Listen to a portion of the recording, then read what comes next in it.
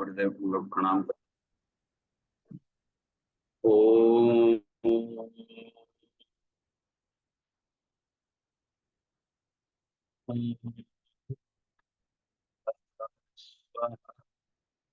तत्सवितुर्वरेण्यं भर्गो देवस्य धीमहि यो यो न प्रचोदयात्। जी प्रणाम। आज की कक्षा तंत्र महाविज्ञान से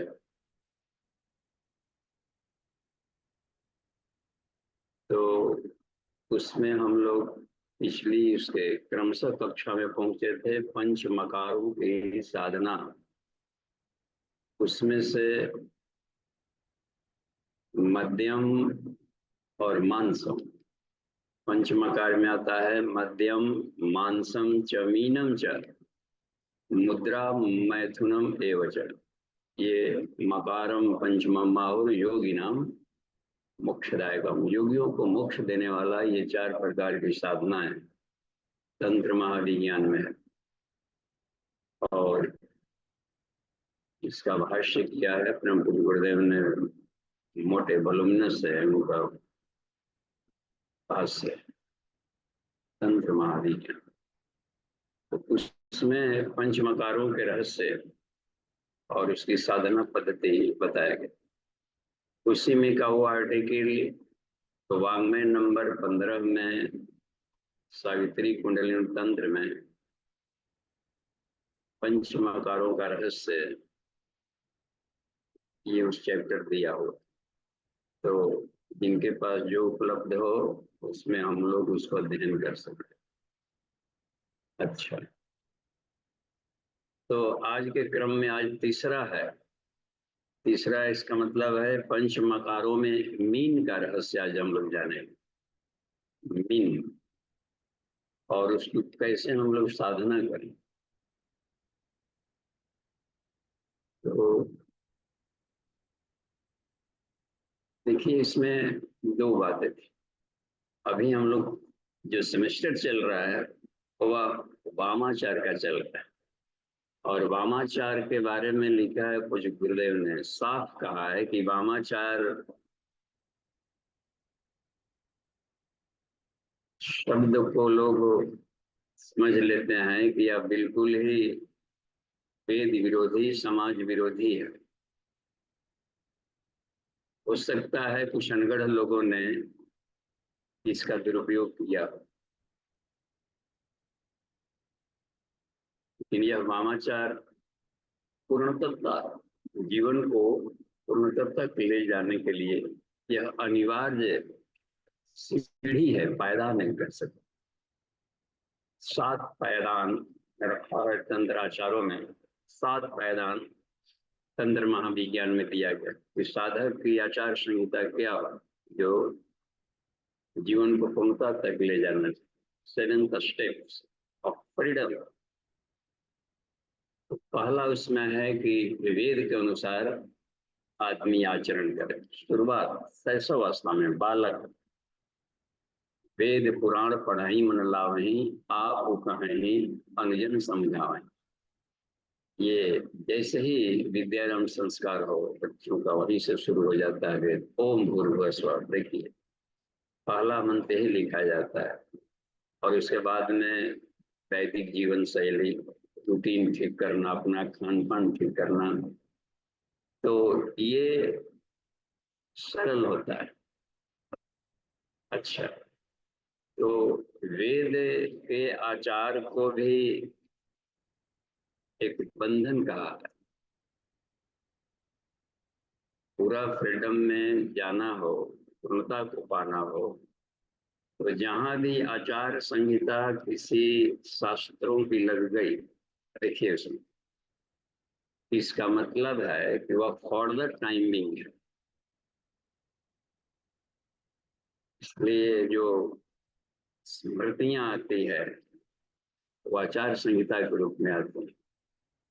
और चूंकि समाज का स्तर पैटर्न आदमी का सोच ज्ञान बढ़ने के साथ बदलते रहता है, इसलिए व्यवहार में भी बदलाव की जरूरत पड़ती है। हर 12 साल में एक युग छोटा सा गुजर जाता है। तो समाज के रहन सहन, हैबिटेट और क्लाइमेट, जलवायु आदमी का, जैसे पौधों में देखा जाता है कि हर 10 वर्ष पर एक एनुअल रिंग्स बन जाते हैं, फिर उसको काटा जाता है तो गोल गोल गोल गोल रिंग बनने लगता है। तो वह उम्र बताते हैं कि इस पौधे की आयु कितनी हो सकती।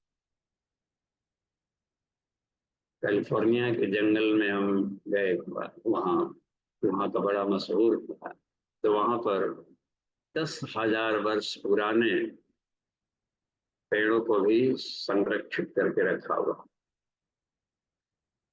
और बड़े विशाल, उसको देखने के लिए टिकट लगता है। पूरे विश्व से लोग जाते हैं, पर्यटक उसमें देखते हैं। इतने विशाल विशाल एक पेड़ कटा हुआ था, और इतना उसका काट करके उसी को प्लेटफॉर्म बना दिया गया था। उस पर बैठ कर आदमी वहां पर ये करे, एकदम प्लेटफॉर्म। एक पेड़ स्वभाव तो नेचुरली काटना मना ही है वहाँ। तो गिर पड़ा, गिर पड़ा तो अब गिर पड़ा तो उसको रोड पर बीचों बीच कट गया। तो उसमें एक नदी भी जो कि धारा बह रही थी, और गिर गया ऊपर से। अब क्या किया वहाँ के वैज्ञानिकों ने, इतना बड़ा था कि उसके बीच में छेद करके टनल बना दी, उसी में घुस करके निकल कर वहां जाएंगे। बहुत ऊंचाई भी बहुत अधिक लगता था कि 200-300 फीट ऊंचाई हो, और बहुत बड़े बड़े घर। तो कहना यह है कि आदमी के ग्रोथ, जीवन में विकास के साथ साथ व्यवहार में बदलाव आता है। इसलिए कोई भी नियमावली सापेक्ष होता है।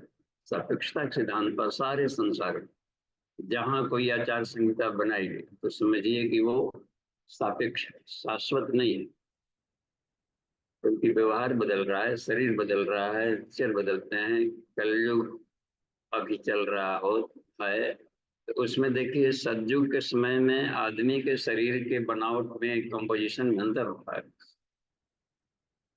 उन दिनों आकाश तत्व की प्रधानता रहती थी, तो आदमी का ज्ञान ऐसे रिफाइन रहा करता था, और शरीर हल्का।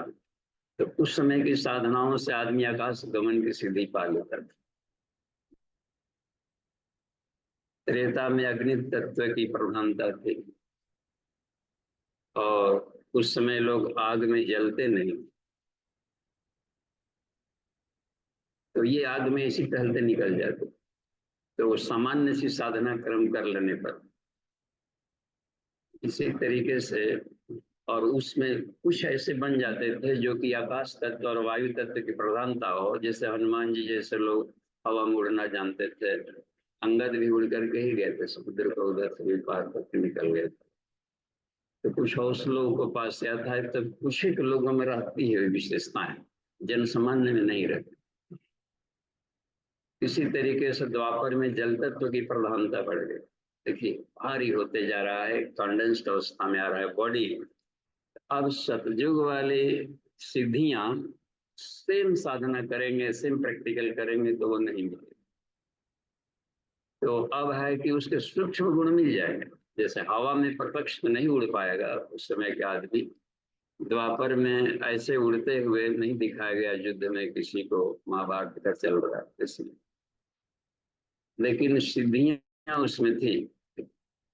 आकाश गमन की सिद्धि में होता है एरियल, ऊंची सोच रखें, एरियल। तो ऊंचाई पर से किसी शहर को देखा जाए तो बहुत छोटा दिखने लगता है, ये ऊंची चोटी पर से, और वहां से एट ए ग्लांस देखा जाता है। तो अपने प्रॉब्लम्स को हम लोग, वो जीवन को तो ऊपर से देखा जाएगा तो वो बहुत छोटे दिखने लगते हैं। फिर तिल का ताड़ बाहर करके सोचा जा सकता है बड़े प्रॉब्लम को। आकाश गमन का मतलब होता है कि आध्यात्मिक दृष्टि से चेतना के आकाश में जा करके, सीधा आकाश में, तब ये व्यवहारों को हम लोग देखेंगे तो वो सूक्ष्म सिद्धियां रहेगी, वो हर युग में रहेगा। पदार्थ परक सिद्धियों में अंदर पड़ते रहेगा। जल तत्व की प्रधानता थी तो जल में लोग नहीं डूबते थे, जल समाधि युग कहा जाता है। कर्ण भी जल में ही आकंठ है, यहाँ तक से जल में ही रख करके वो भी सूर्य साधना करते थे, अपने चेहरे पर सूर्य की रोशनी लेते रहते थे। एक बार कहा जाता है कि दुर्योधन पानी में घुस करके समाधि ले लिया, ऊपर से फ्रिज बर्फ भी जम गया था, ढूंढ रहे थे लोग कि कहाँ भागा गया, तो इस दिखाई पड़ गया, एकदम ट्रांसपेरेंट था कि उसमें पानी के भीतर वहां पर बर्फ था, उसको तोड़ा भी उन्होंने। तो ये कहने का मतलब यह है कि हर युग में शरीर की बनावट चूंकि बदल रही है तो उससे हम आचार संहिता नहीं रखें। अभी कलयुग में पृथ्वी तत्व प्रधान है, गायत्री मंजरी में महाविज्ञान में आता है, शिव जी खुद बता रहे पार्वती से कि हे पार्वती कलयुग मनुष्य नाम पृथ्वी तत्व प्रधान जान शिवत पार्वती। है पार्वती, आपको तो मालूम है कि कलयुग में पृथ्वी तत्व प्रधान है, तो अन्य युगोद्भव जो अन्य युगों में उत्पन्न हुए लोग हैं जो सूक्ष्म तत्व प्रधान थे, उनकी साधनाओं को करने का अभी राइट ही नहीं है, क्योंकि समय बर्बाद होगा, सिद्धियां वो उसी नहीं मिल पाएगी और उल्टे साइड इफेक्ट भी हो जाएंगे। अभी अभी के अनुसार हमें साधना करनी चाहिए। द्वापर पे फास्टिंग वाला चल रहा है अभी तक से, ये पानी पीना, उन दिनों स्वादिष्टान चक्र एक्टिव रहता था, आकाश से पानी खींच लेता। आज आज मूलाधार तत्व इधर भारी पड़ रहा है, तो पानी पर लगातार लंबे दिन तक रहने में जन सामान्य को दिक्कत आएगी। थोड़ा सा छठ रहते हैं, पानी रख लेते हैं लोग 36 घंटा, उसमें भी हमने देखा है कि कुछ साधकों को सप्तमी अर्घ देते समय वहां भी सहारा दे के ले जाना पड़ रहा है, डिहाइड्रेशन हो जाता है तुरंत इसमें आकर। तो अभी के युग में अभी की तरह साधना पर कुछ बताया गया है कि कलयुग में जो व्रत त्योहार हों उसमें उपवास में पानी को अनिवार्यतः लिया जाए, सिप सिप करके, घुट घुट करके, और भावना किया जाए कि जिस देवता की हम साधना कर रहे हैं सारे देवता प्राण के रूप में जल में रहते हैं और वो हमारे शरीर के भीतर में आ रहे हैं और हमारे भीतर में देवत्व की शक्ति बढ़ रही है। ये है व्रत करने का आज का। तो उपवास के 5 अनिवार्य नियम कर लिखा है उसमें गायत्री महाविज्ञान का, हर व्रती को साधक को जानना चाहिए। ऐसे ही बाई के वेग में उपवास देखा सुनी नहीं कर सकते। पहला था उसमें कि फास्टिंग में पहला नियम कि पानी अनिवार्यता लिया जाए, घंटे 2 घंटे पर सिप सिप करके 1 गिलास लिए जाए और उसमें अपनी अल्कलाइन की मात्रा बढ़ती रहेगी।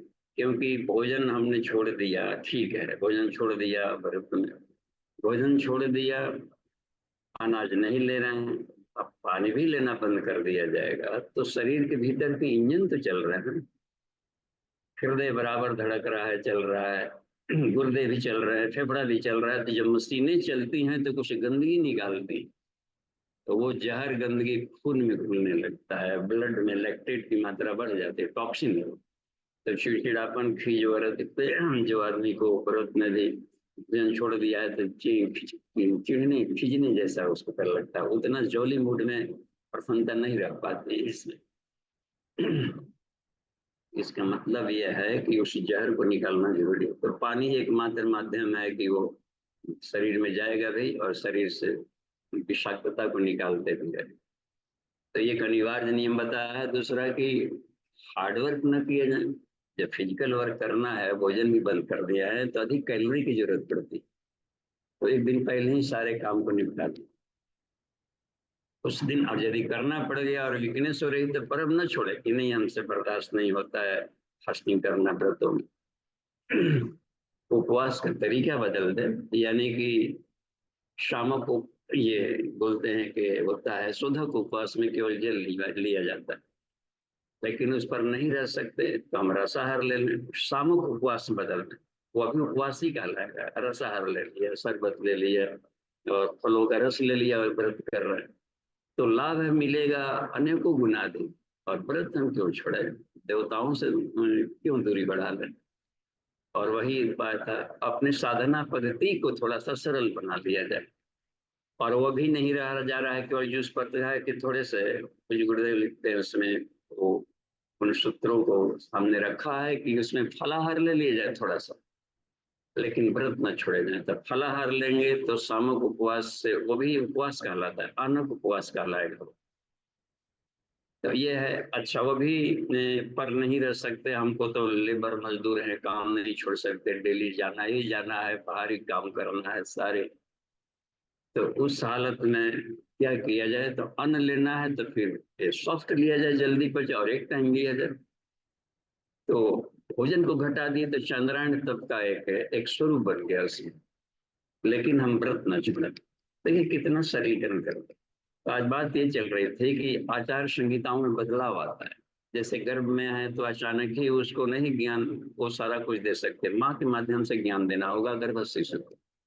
जन्म ले लिया तो नामकरण संस्कार में अभी भी आचार्य तो उसको स्पर्श कर रहे हैं, जमीन का स्पर्श कर रहा है, सूर्य को दिखा जा रहा है, जैसे आंखें उसकी खुल रही है तो बंद रहते हैं निकलते समय, और खुल रहे हैं तो आचार्य भी शिक्षण शुद्ध से बुद्ध से निरंजन से वन भी शिक्षण दे रहे हैं।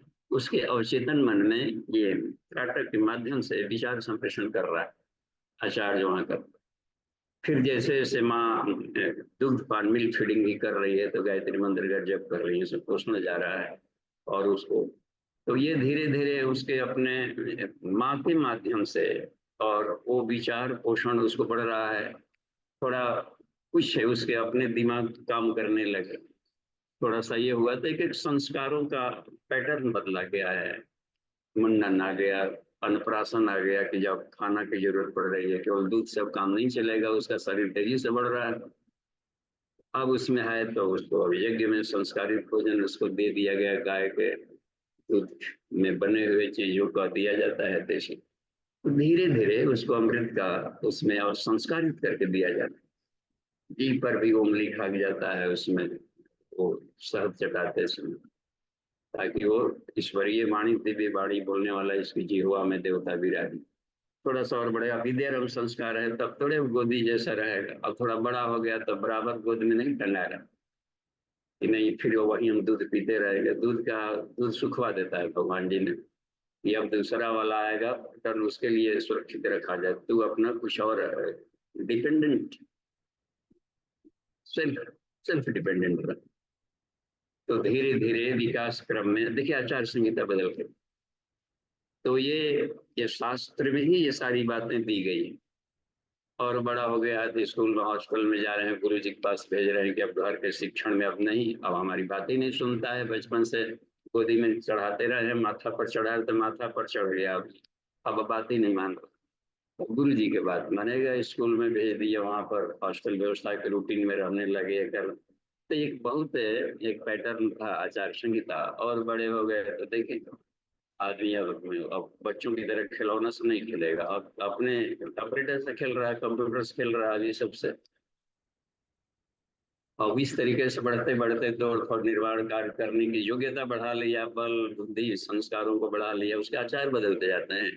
तो स्नातक बन के आ जाता है, तब देखिए वहां पर अब एक गंभीर पर्सनालिटी बन गया। अब उसके, अब बच्चों की तरह नहीं, अब उसके हर बात पर समाज ध्यान देगा उसको। मैरिड लाइफ में आप स्टूडेंट लाइफ जैसा व्यवहार नहीं चल सकता, वहां पर अब आप एक गृहस्थ बन गया, उसके हर बात को अब समाज दूसरे ढंग से सकेगा। तो इसमें बाउंड्री से नाप नहीं रहते स्टूडेंट लाइफ ला के चलिए ये है करनी। तो ये आचार संहिताओं बदलाव आता है। तो ये पूर्णता तक प्राप्ति करने क्रम में पूरे के होल में तंत्र महाविज्ञान को सबसे शुद्ध और पवित्र माना गया है ज्ञान। तो पहले वेदाचार फिर वैष्णवाचार रखा गया, पूरे विश्व के लिए अपने अपनी सामर्थ्य बढ़े। फिर शैवाचार रखा गया कि परिवर्तन की भी जरूरत पड़ती है तो हम बंध न जाए किसी सिस्टम में, केवल पोषण करेंगे, मोहबद्धता आ जाती है, तो उसको तोड़ने के लिए शैवाचार की व्यवस्था तो रखी गई। उसमें कि केवल संभूति असंभूति, केवल निर्माण ही नहीं, ध्वंस भी जानना चाहिए। पुराने खंडहर जगह टेढ़े हुए थे, अब वहीं पर बिल्डिंग बनाना है, अपार्टमेंट बनाना है, मल्टी स्टोरी बनानी है, जगह कम हो रहा है तो ऊपर की तरफ विस्तार करे तो उसको ढाना ही पड़ेगा। खंडहर को ढा करके ही उसी के छाती पर महल बनाया जाता है। एक आइंस्टाइन ने एक बात कही थी कि वो ऊर्जा की एक लिमिट मात्रा है, ऊर्जा की मात्रा एक लिमिट है, उसको हम बढ़ा नहीं सकते। अब क्या किया जा सकता है, परिवर्तन कर सकते हैं। तो सारा संशय तो परिवर्तनशील एक बन गई, और ये लिमिट मात्रा इसलिए कर दिया गया कि वेद का ही कहना है कि पादवत से विश्वाभूतानि, एक पाद में त्रिपाद दशामृतम देवी, वो तो स्पर्श ही नहीं करता है पृथ्वी।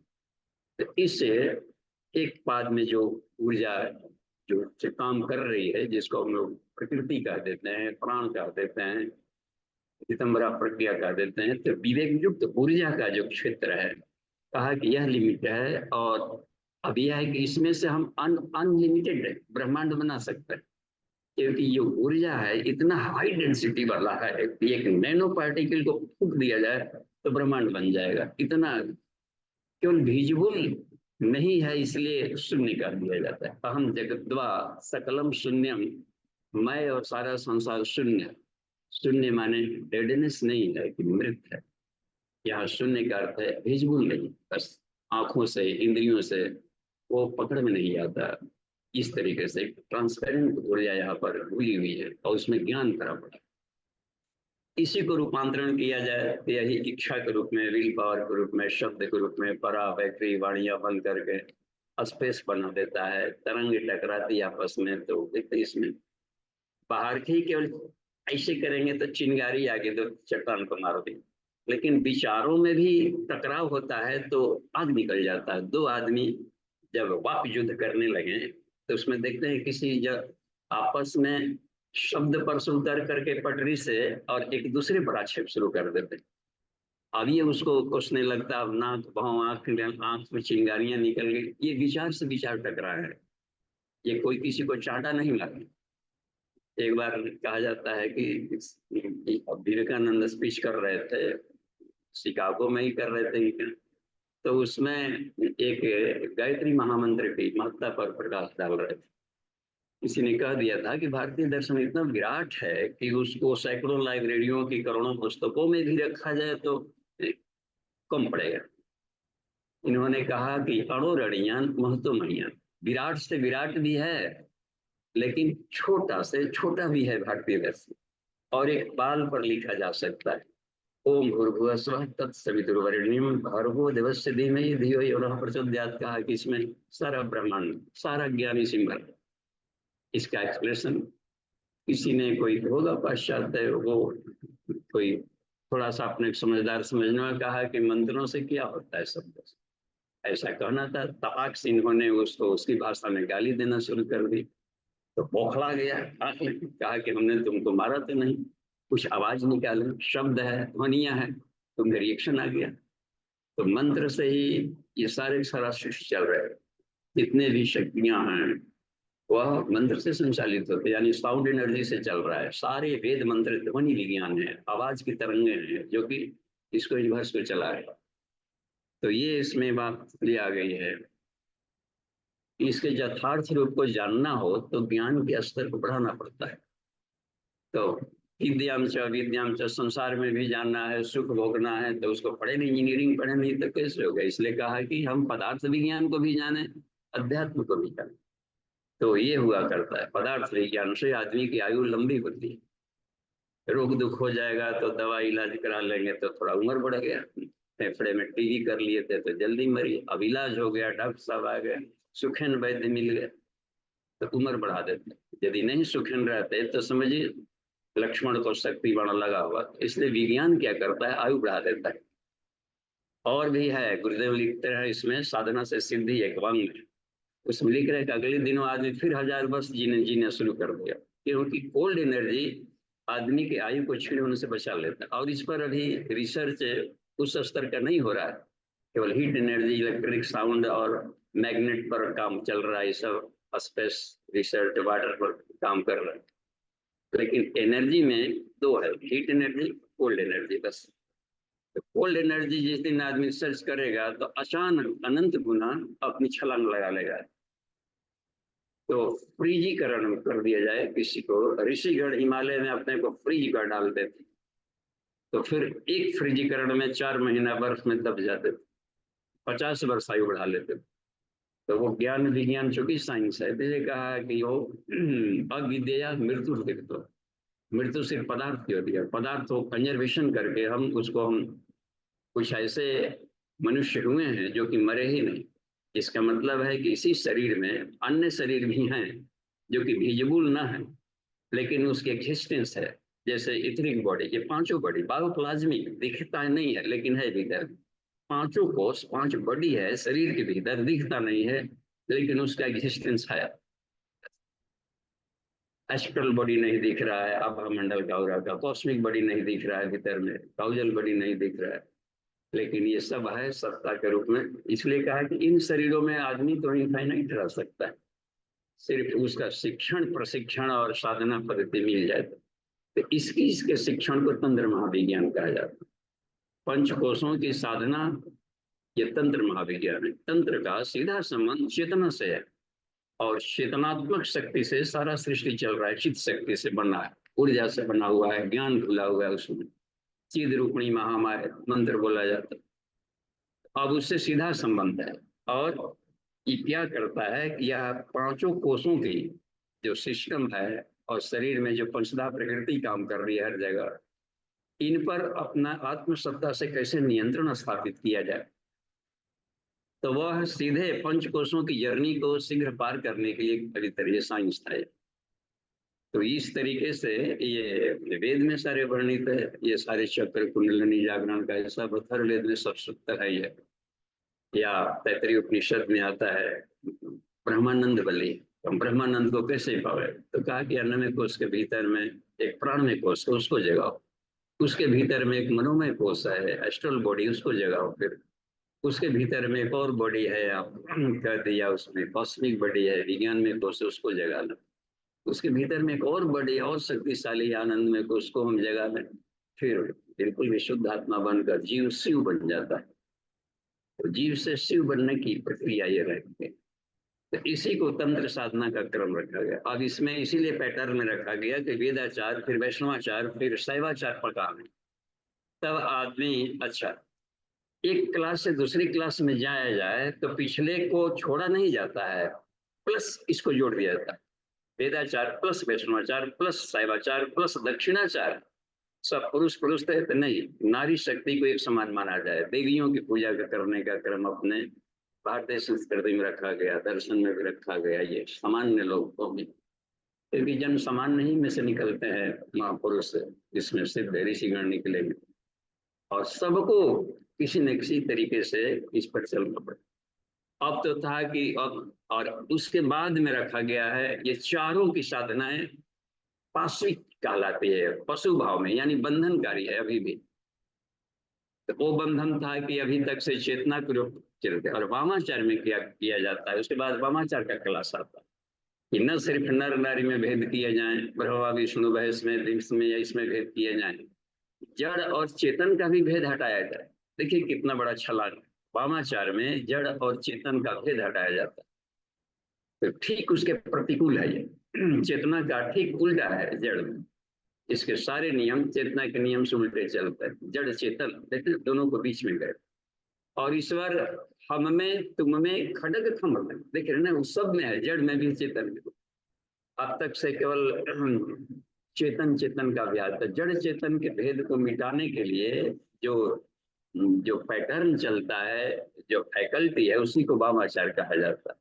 इसको प्रतिकूलाचार कहते हैं।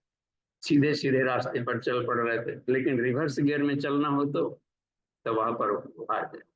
नहीं, हम तो युद्ध में रहते हैं, और युद्ध में सामने से लड़ेंगे, कायर कहलाएंगे, और कृष्ण भगवान को रणछोड़ भगवान भी कहलाते हैं। उद्देश्य देखे जाते हैं कि उसमें हमको ऐसा नहीं कि हम अखड़ तो नहीं बन गए किसी का, कहीं संकल्प मात्र संभव बंधा, हमने संकल्प लिया है कि युद्ध में अस्त्र नहीं उठाएंगे, ठीक है, लेकिन ये बंधन है। जहां देखा जाएगा कि आदर्श खतरे में, तो सारे बंधनों को, संकल्प को तोड़ दिया जाता है। 1 सेकंड भी नहीं लगा।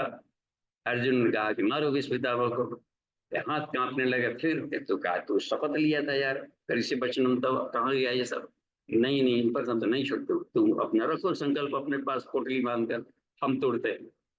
और सीधे रात निकल कर चल पड़ा कि इतने अधर्म को ये बात बन रही है। तो ये सारी देखा जाता है कि वो तो संकल्प भी बंधन होता है, फॉर द टाइम बिंग रखा जाता है कई चीज। तो और इसमें 5 मकारों की साधना की जाती है कभी कभी, तो उसका उद्देश्य यही रखा जाता था। कुछ महात्माओं ने इसको पदार्थ के रूप में भी लिया है और उसका भी समर्थन किया है, जिसको उन्होंने प्रतिकूलाचार कह दिया है। लेकिन इसका उद्देश्य, गुरुदेव लिखते हैं अपने प्रतिकूलाचार में, तंत्र भाव विज्ञान में, कि वामाचार व्यभिचार तंत्र नहीं है, प्रतिकूलाचार है। यानी कभी भेद दृष्टि मिटानी हो, भय मिटाना हो, तो थोड़े समय के लिए, यानी उसको सब प्रैक्टिकल करने के लिए एक बात रखी गई थी। इसलिए इसको गोपनीय इसलिए रखा गया कि यह एडवर्स कंडीशंस के प्रैक्टिकल होते हैं। अपने दिमाग से भेद दृष्टि खत्म किया जाए, डर खत्म किया जाए, भय खत्म। तो डर डर खत्म करना पड़ता है आगे बढ़ने के लिए। अब एक डर खत्म कर दिया तो हो गया, तो आक्रामक अपराधी बन करके मारने लगे। यहाँ पर व्यभिचार में आ गया। और ये प्रतिकूलाचार था डर खत्म करने के लिए कि आगे बढ़ने में हमें डर नहीं। शास्त्रों का भी एक डर होता है, वास्तुकला का भी एक डर होता है कि इस दिशा में हो गया, मकान ले लिया, बाद में कोई आके कह दिया कि ले लिए कैसे जी, आपका तो किचन इधर है, दरवाजा उधर, अब डर में फंस गए। ओहो, आपके घर में इसीलिए परेशानी है कि आपके मकान में इतनी गहराई में एक हड्डी पड़ा हुआ। अब कहिए उसमें आदमी डर गया। ईश्वर सर्वव्यापी भी बोल रहा है, शरीर में हड्डियां ही हड्डियां है, फिर भी डर पड़ा। इस डर भय को खत्म न किया जाए तो फिर आत्मा नहीं मिलने वाला है कहीं। इसी के लिए प्रतिकूलाचार की व्यवस्था रखी गई थी एडवाइस में। तो हमसे में जो सीनियर साधक हैं, जो कुछ तो निकले, हिम्मत से डरो मत। ये डर रहा था, क्या बोलते हैं, भरत शकुंतला ने देखो देखा, बाघ से डर रहा है, बाघ के बीच में रहना ही है, सिंह सांपों के बीच में रहना है, जंगल में रह रहे हैं वहां पर। तो फिर जाकर कहा कि डर डर मत, वो बाघ नहीं है, बड़ी बिल्ली है, बड़ी बिल्ली है, कुछ पकड़ खेल, उसके दांत गिन के बता तो कितनी दांत है, कितना दांत का हो गया, क्या है। जब खेलने लगा बच्चों से, जीव जंतु भी बच्चों की बात आपने समझते हैं कि मारने पीटने नहीं आ रहा है, बालक है, तो देखिए शिक्षण में सब साथ देने लगे। तो यह बात है, डर खत्म हुआ। यहाँ हम बच्चों को डरवा रहे हैं, पालने में से डरा रहे हैं, चुप हो जाए नहीं तो बिल्ली काट देगी। आप बिल्ली के बारे में डरा दिए, अब कभी न कभी उधर जाएंगे, सचमुच की बिल्ली आ गई तो उसी में उसको, उसी में प्राण खतरे में पड़ जाएगा उसका। डर के मारे ही याद शुरू करके दिमाग को खराब कर डालेगा। तो यह रह गई हमें। तो इसी तरीके था कि एडवर्सिटीज में हम जीना सीखें। केवल एसी में चल रहे थे और एसी का लाइन खत्म हो गया, बिजली सप्लाई बंद हो गया, तब अब वहां पर खूब पसीना, खूब गर्मी, टेम्परेचर देखिए इन दिनों 50-52 डिग्री टेम्परेचर हो गया। तो एडवर्सिटीज में नहीं जिए तो समझे कि हम सरवाइव नहीं कर पाएंगे। Struggle for existence and survival of the fittest, जो फिटेस्ट है वही सरवाइव करता है। सब ऑब्जर्वर बनाना पड़ता है, सुख में दुख में जो समान रह सके। तो इस समत्व की भावना को भी मीन कहा गया। तो जो मीन साधना है वह यही करता है कि हम एडवर्सिटीज में भी समान भाव रखें, अपने भावों में वो परिवर्तन न होने दें।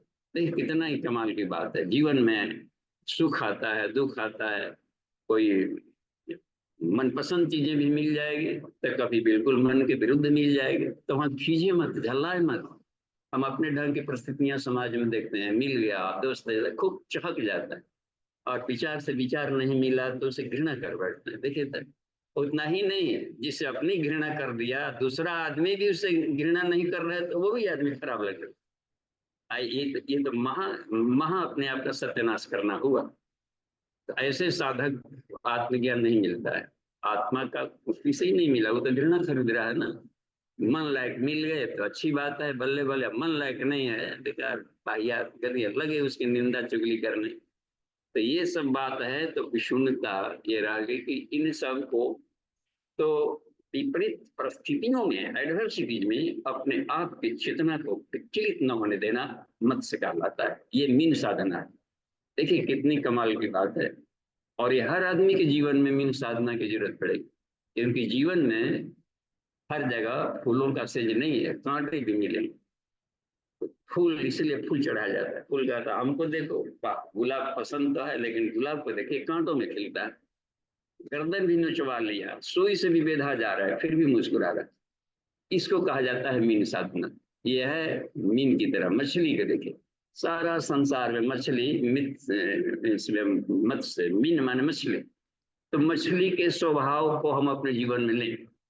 मछली क्या करती है, इतना हो लोक प्रवाह की धारा बह रही है, देखिए उसका कितना विपरीत आचरण। धारा बह रही है, पूरी लिखते हैं कि लोक प्रवाह में, समाज में लोक प्रवाह होता है, उसमें कचड़े बहते रहते हैं, कचड़े।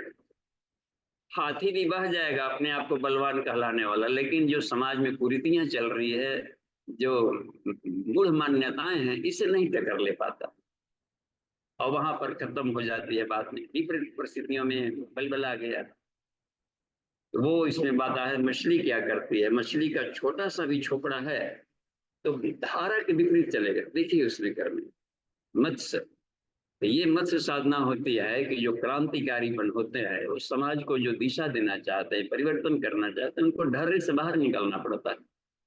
हम मोड़ नहीं चले हैं जो कि प्रचंड धारा, तो विपरीत दिशा में कौन चलता है, मछली चलता है।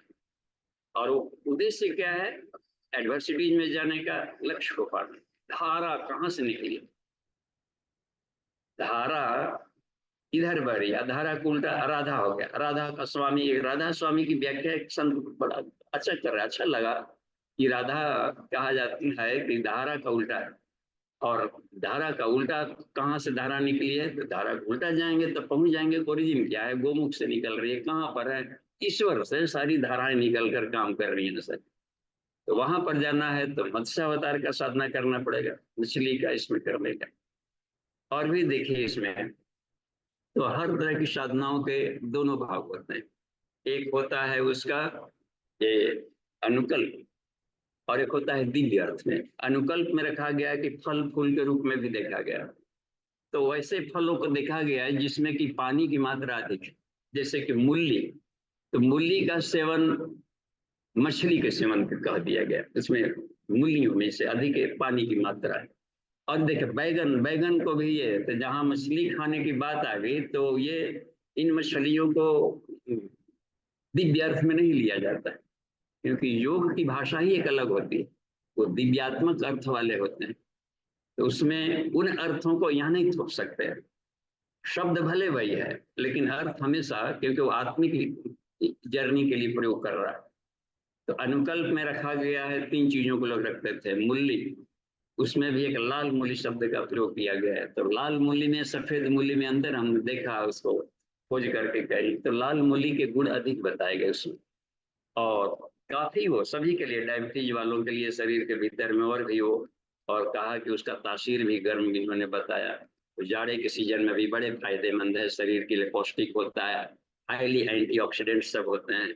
और भी उसमें जाकर बता दिया कि मैग्नीशियम है, पोटेशियम है, इसकी मात्रा अधिक रहती है, विटामिन डी की मात्रा अधिक रहती है इसमें। बैगन के साथ भी वही बात बताई उसमें। इसी तरीके से एक और भी पानी का है, उसको मछली कह सकते हैं, पानी फल सिंघाड़ा। इधर के क्षेत्रों में हमने देखा कि चाट में काफी किसान लोग बोल देते हैं यहाँ पर, और खूब। तो सिंघाड़ा भी देखिए, उसको कच्चे में भी खाया जाता है, पानी फल कहलाता है, वही मछली है उसमें करने का। और ये फलाहार में भी आ गया। एक व्रत आता है इधर भादो आएगा ना, इसमें तो कृष्ण भगवान का जन्माष्टमी आएगा।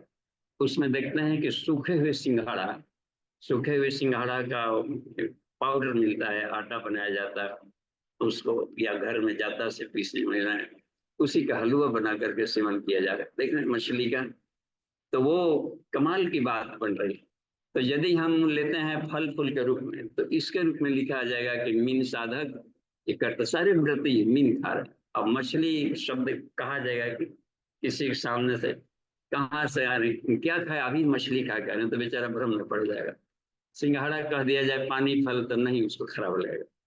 तो शब्दों शब्दों के अपने भाव दिमाग में जो बने पड़े हैं, उसी ढंग से आदमी अर्थ लगा लेता है शुरू में। तो ये है फल में। और दिव्य अर्थों में लिया गया है कि एक बात कुछ इसमें इस लेख में कुछ श्लोकों को दिया है अच्छे, उसमें से जो हमको अच्छे लगे उसको एक बात कहते हैं, जिस पर साधना हमने की है उसको हम ले रहे हैं। पर एक तो ये अच्छा लगा, देखिए कितना आध्यात्मिक अर्थ में है। गंगा जमुनोर मध्य मत्स्यौ द्यौ चरतः सदा। गंगा और जमुना नामक दो नदी है, बस इसमें दो मछली बराबर चलती है। इतना कमाल के गुण अर्थ ने कहा है मत्स्य मछली खाने को। गंगा जमुनोर मध्य मत्स्यौ द्यौ चरतः सदा। तौ मत्स्यौ भक्षित अस्तु, जो उन दो मछलियों को खाता है सब भवित मत्स्य साधक, उसको मत्स्य साधक कहते हैं। अब बताया है इसको ऋषियों ने इंटरप्रिटेशन करके कि शरीर के भीतर के यह आध्यात्मिक दर्शन है। तो गंगा और जमुना, तो गंगा कहता है ईड़ा नाड़ी को, ईड़ा नाड़ी को कहते हैं गंगा, कोल है, चंद्र नाड़ी इस भी बोलेंगे, गंगा भी इसको कहा जाता है। और इसको इसमें कोल भी कहा जाता है। इसमें आकर ज्ञानात्मक है, चेतनात्मक है। दाहिने वाले को सूर्य नाड़ी भी कह देते हैं, कर्म वाला हिस्सा है, तो इसको जमुना भी कह दिया गया। जमुना को देखिए कहाँ से निकली है, जमुनोत्री से, और उधर से युद्ध भूमि वगैरह से क्षेत्र से आते हुए कहाँ आ जा रही है, तब जाकर के यहाँ प्रयाग में मिल रही। तो ये कहा कि गंगा जमुनोर मध्य, जमुना कह दिया गया है पिंगला नाड़ी को, यानी कि चंद्र के साथ में सूर्य नाड़ी को कह दिया इधर। तो दाहिने वाले हिस्से को कह दिया जो करंट बह रहा है सिंपैथेटिक नर्वस सिस्टम, कर्म धारा, गंगा जमुना, ईड़ा पिंगला। अब देखिए इन दो नदियों में दो मछलियां बराबर चल रही है। मछलियों को कहा है रेचक पूरक, रेचक पूरक, श्वास का आना श्वास का जाना, तो श्वासों को मछली कर दिया है, मछली आ रही है मछली जा रही है, सोहम का एक क्रम बना हुआ है, इन्हीं में अपना आवागमन चल रहा है। तो ये दो मछलियां रहती है, दोनों में बाएं करवट हो जाएंगे तो देखिए इसमें से आ रही है रेचक पूरा, दोनों मछलियां मछलियां इधर उधर धारा में टहलते रहती। दाहिने करवट सो गए तो बाया वाला चलने लगा, लेकिन इसमें सुनना में चल रहे थे, कंबाइन चल रहा है। इसमें कह रहा है कि दो नदियों में दो मछलियां हैं रेचक पूरक, तौ मत्स्य, इन रेचक और पूरक को जो खाता है तौ मत्स्य भक्षित, यानी कुंभक करता है, तो कुंभक को प्राणायाम कहते हैं। प्राणा अपान है ना, गति रुद्ध्वा प्राणायाम परायणा, तो प्राण और अपान को मिलाना, खाना, स्टेगनेंट रखना, तो या तो बाह्य कुंभक में हम खाएंगे या फिर अंतर कुंभक में खाएंगे। तो इस तरीके से उसके शरीर के सामर्थ्य को बढ़ाई जाती है। तो ये देखिए प्राणायाम की प्रक्रिया बताई गई इसमें, तो प्राणायाम को ही मत्स्य साधक कहा जाता है।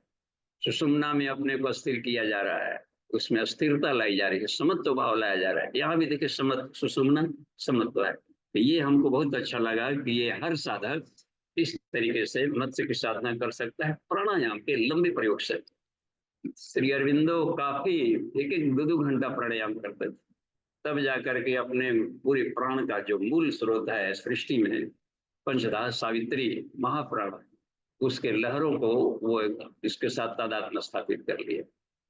तो ये उसमें बात है। और भी एक जगह कहा गया है कुलारण कुलारणम तर्क में, उसमें उदाहरण दिए हैं गुरुदेव की, 6 मछलियां हैं, एक ऋषि बता रहे हैं कि 6 मछलियां गिने, उसमें दिया है कि अहंकार एक, दम्भ दो, अहंकार दम्भ, और उसमें एक रखा है पिशुनता, अहंकार दम्भ है पिशुनता, मद, अहंकार दम्भ मद पिशुनता, और उसमें मत्सर ईर्ष्या और द्वेष देश।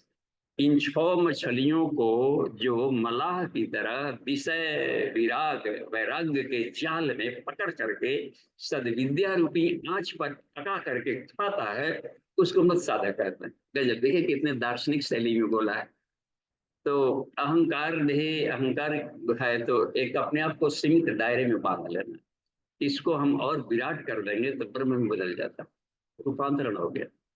तो मान्यताओं को थोड़ा और विराट कर लिया जाए, सुलझा बना लिया जाए, अयम निजा परो देती, ये भी एक अहंकार है छोटे दायरे में। तो जब संकीर्ण दायरा हो जाता है तो लोग और उसमें कुछ न कुछ कीटाणु और सड़न से हो जाते हैं। इसको विराट बना दें, ईश्वर के पास भी हम है, एको अहम द्वितीयो न अस्ति। देखिए और एको अहम बहुश्याम। देखो, अहंकार यदि ईश्वर के साथ है तो स्वाभिमान बदल बदल जाता है। शरीर भाव में रहना यह अहंकार कष्टदायी है, आत्म भाव में रहना ये अहंकार जो बन जाता है यह मोक्षदायी बन गया। लग रहा है ना कि वो खा लिया।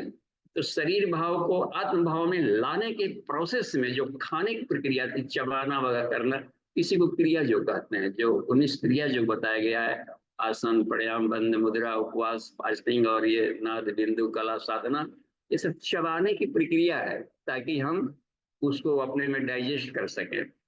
तो इसको जो खाता है ये भी बहुत अच्छा लगा कि इतने दार्शनिक शैली में ऋषि लोग बातचीत किया करते थे। एक और कहा गया है, उन्होंने कहा कि जितने भी है तो इंद्रियाणि सर्वाणि च, कि सभी इंद्रियों को कहा कि संयम या संयम करके आत्मनि नियोजन, आत्मा में लगा।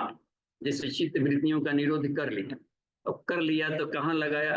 आत्मा को जानने में लगाया, आत्मनि योजन। तो सविनाशी, उसको कहा कि उसको मीनाशी यानी मछली खाने वाला उसको कहा गया कि अब है। अच्छा, आत्मा को मछली को कहा, देखिए मछली को खा रहा है, इसको तो मछली बना लिया। तो मछली को खाना, तो मछली कह दिया गया है कि मत्स्य पुराण है, पुराणों में एक है मत्स्य पुराण। ईश्वर एक बार मछली अवतार में, तो परमात्मा को मछली कहा जा सकता है। अच्छा, और भी देखें, थोड़ा सा मजेदार तरीके से सोचे।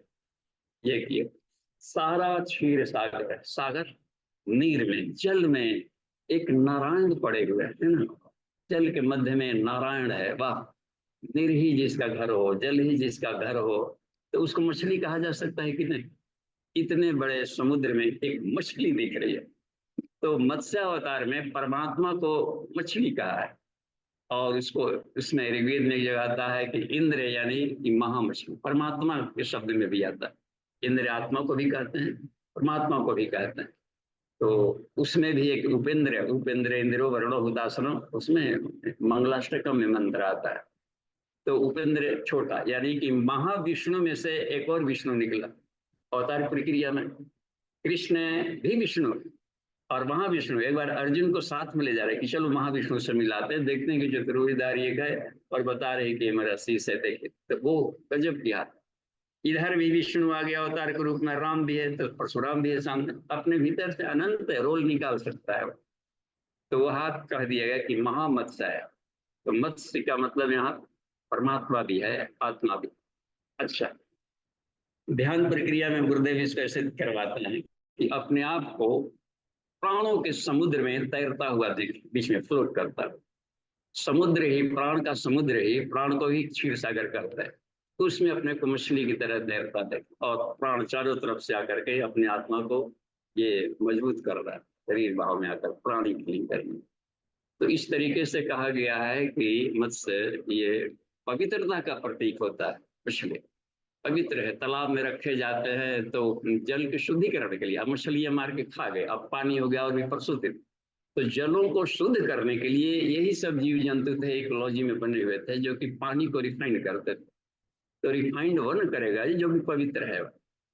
इसमें एग्जाम्पल दिया है कि मिस्र देश का कहे कि जहाँ पर मछली को, यारियों को मना है खाना करने का, और उसके जो मुख्य देवी है या उसके भी मस्तिष्क पर मछली बढ़ाएगा। इसका मतलब है कि इकोलॉजिकल बैलेंस के लिए भी तालाबों में कुछ रखा जाता है कि मंदिर के साथ में जहाँ तालाब जुड़े रहता है वहां भी मछली मारना। हरिद्वार को देखिए, हरिद्वार हॉली प्लेस है, वहां मछली मारना मना है। वहां लोग ले जाकर गोली गोली आटे की बनाकर खिलाते, तर्पण पिंडदान से जो निकले आटे की गोलियां तो जाकर के चलिए जंतु को, वो सब शुद्धिकरण की व्यवस्था बने थी। इसलिए जहां पर खाने की बात आ गई है वो सीधे है इसके अनुकल्प के रूप में ले तो, या फिर दिव्य अर्थों में ले हम। तो हम देखते हैं कि समय करीब आ गया है, तो सीधे हम लोग क्यों नहीं प्रश्नोत्तरी में आवे नितिन जी। और अच्छा, एक और भी बात आ गई, देखिए थोड़ा सा 2-4 मिनट है।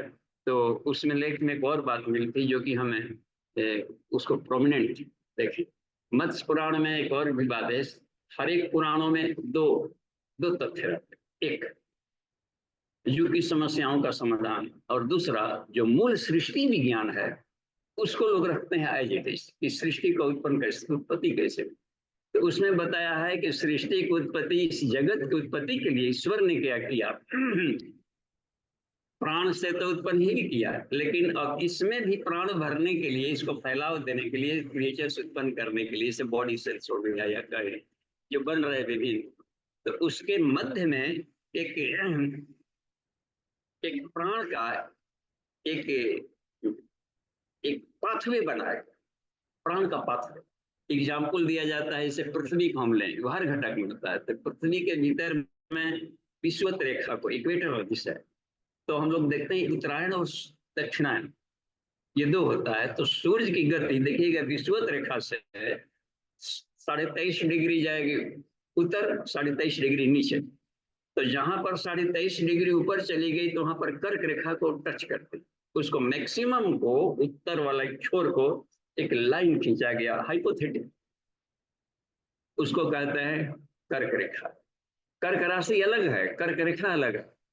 इसी तरीके से नीचे वाले जो बात कहा गया बात में, तो वहां भी रखा गया 23.5 डिग्री पर जाकर के पृथ्वी का, उसको मकर रेखा कहते हैं। तो ये बात बनते 21 जून को जाकर कुछ छूटा है, तो योगा डे अभी साथ में निकला अभी, तो हम लोग सब योगा डे को भी मनाए और देखे, तो इससे उसमें यही बात रखी गई थी कि कर्क रेखा को, यानी सबसे क्लाइमेक्स तक हम आत्मा के करीब, उत्तरायण के करीब पहुंच रहे हैं, वहां पर शरीर के भीतर में देखिए बात बनती, तो वो सारे के शरीर में होता है, इसी दूर के भीतर में ये पूरा का पूरा सारे राशियां नक्षत्र ग्रह काम करते हैं। तो इस जो एक पट्टी हो गई, इस पट्टी को मत्स्य कहते हैं। मत्स्य साधना माने प्राण की साधना, और वो प्राण की साधना है तो उत्तरायण से लेकर दक्षिणायन। तो ऐसी बात नहीं है कि केवल जा करके इधर उत्तरायण में ही सारे पर्व रखे गए, दक्षिणायन में भी ठंडा के काल में आ जाता है उसमें। अब आज करके अब दक्षिणायन का क्रम जिसे शुरू हो गया, तो इसी में तब सारे चतुर्मास तो सब इसी में आ जाता है।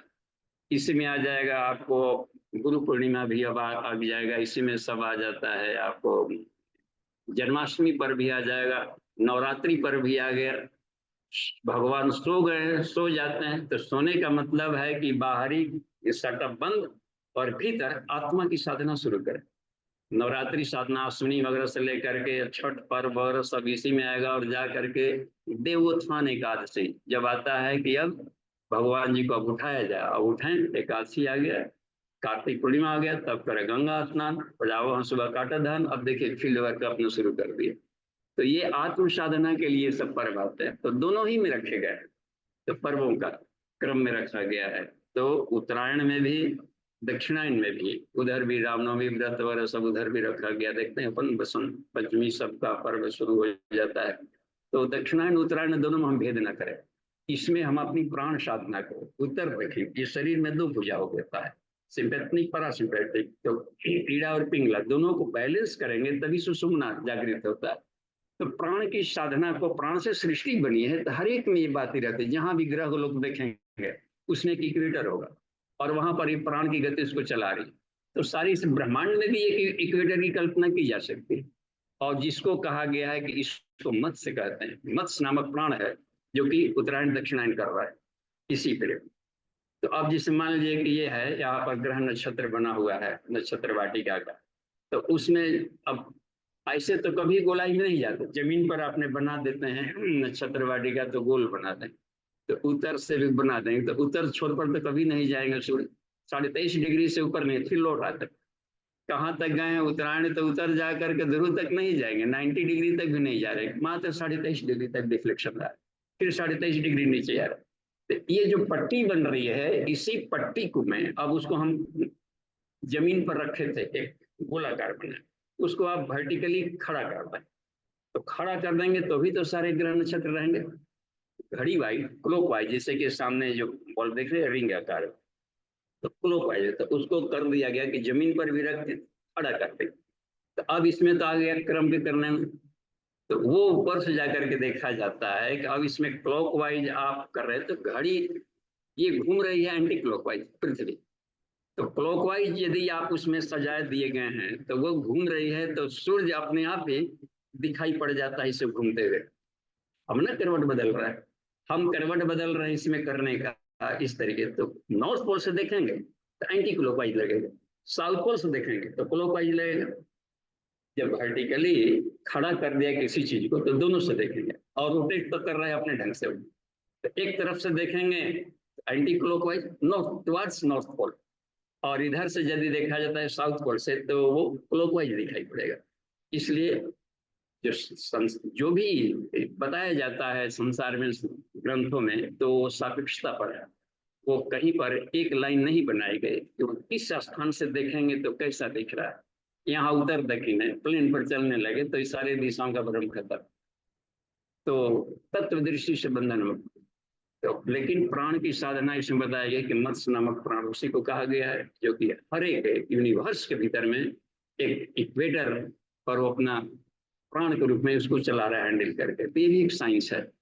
तो आज के लिए 6 बज गया है, तो हम प्रैक्टिकल इसमें हम सीधे आवे। तो प्रश्नोत्तरी में आते हैं सीधे। नितिन जी। हाँ, एडमिन अमन जी हैं क्या?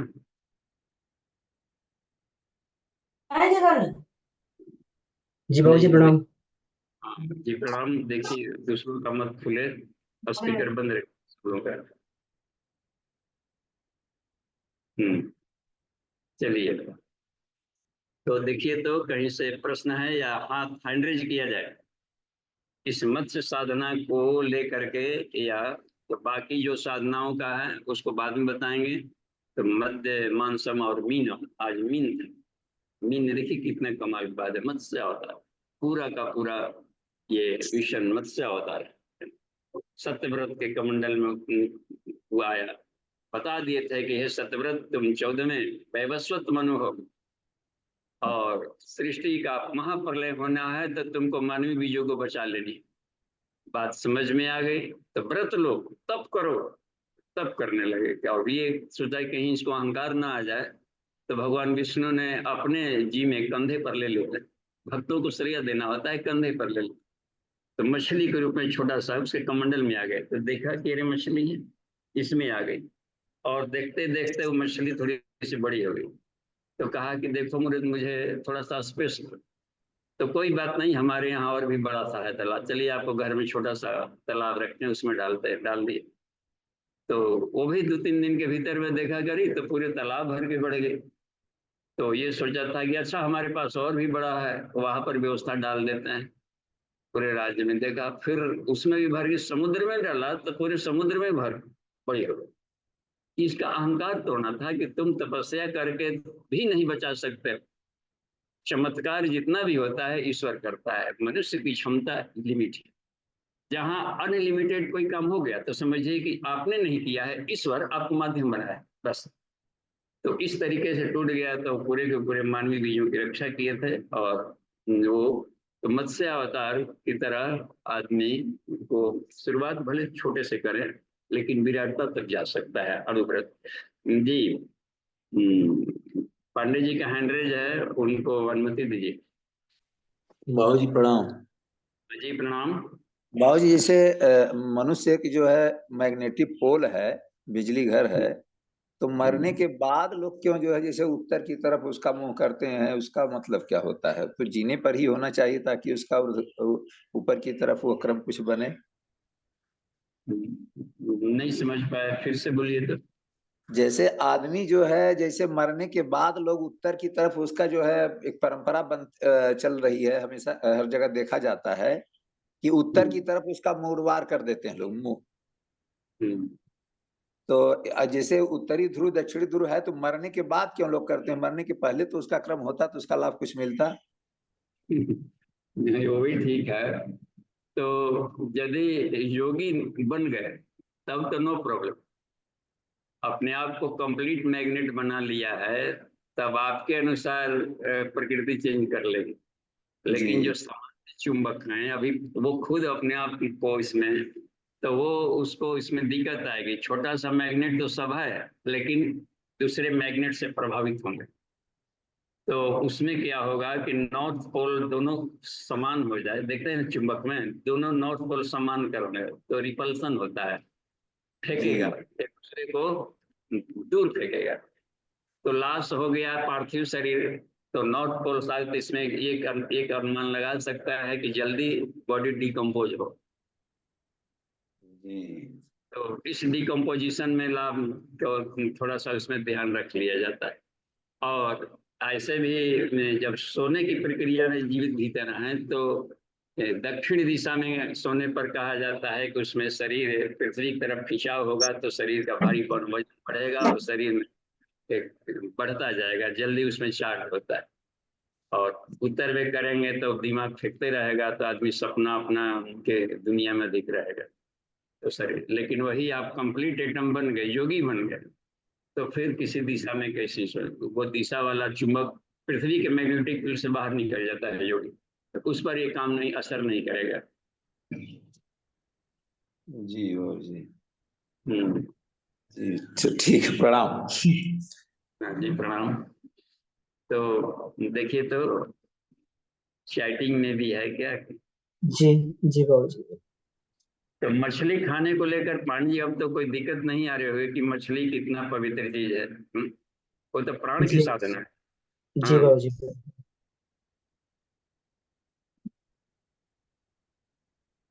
अब इसे जैसे मान लीजिए कि एक और सी बात है अमन जी, कि ये मत्स्य मछली सी फूड है, तो जो प्रचलन में आ गया कि सी फूड है, मछली है, तो मछली को भी लोग मान लिया सी फूड। मछली, घोंगा, झींगा, और भी देखिए मोलस्क, चाइनीज वगैरह हम देखते हैं, आप जहाँ पर जाएंगे तो इसके सुखौटा वगैरह सब मिलते हैं, पापड़ चिप्स बना बना करके, और भी इसमें बना करके काफी पौष्टिक एनर्जेटिक है, जल में है। तो वो उसके चूंकि मस्कुलर है, चलना है, तैरना है, देखिए उस पर शुद्ध जल ले रहे थे, उसमें तो आ गया सी फूड में, तो अपने को फूड बना लिए, तो उनकी मर्जी। जहाँ सर्वाइवल के लिए दूसरा कोई ऑप्शन नहीं था तो वहां पर सर्वाइवल के लिए अपना बना लो। लेकिन जो तंत्र महाविज्ञान में दिया गया है, इस मछली को नहीं दिया गया। तो खाया जाए तो इस आधार पर नहीं है, इस साधना में लिखा है, तंत्र महाविज्ञान में लिखा है, हाँ इसलिए खाते हैं। वहां का वो अपने ढंग से अपने खा रहे हैं, जहाँ पर सर्वाइवल के लिए कोई उपाय नहीं बन पा रहा है, तो वहां पर भले अपना खा पी लेते होंगे, सी फूड को रख लिया होगा कहीं पर। प्रसंग में कहीं आता है ना कि मरता क्या नहीं करता, उस हालत में उन्होंने अपने कर लिया। तो मछली पालन भी करते हैं, ऐसी बात नहीं है उसमें लग करने का। आदमी चलते फिरते भी चुटियां पैरों से दब जाती, तो उसमें प्रेयर भी, उपासना भी किया जाता है, एक माला कि हमसे जो कुछ ये हो गई, तो उसमें भी रखा जाता है। मत्स्य पालन करने वाला खेती भी कर रहा है उसमें करने का, तो वो किसी कारणों से अपना किए हों जहाँ पर आवश्यक पड़ा हो। लेकिन जो साधना में बताया गया है यह प्राण की साधना। जी देखिए, तो हैंडरेज है शत्रुघ्न सिंह जी का। जी जी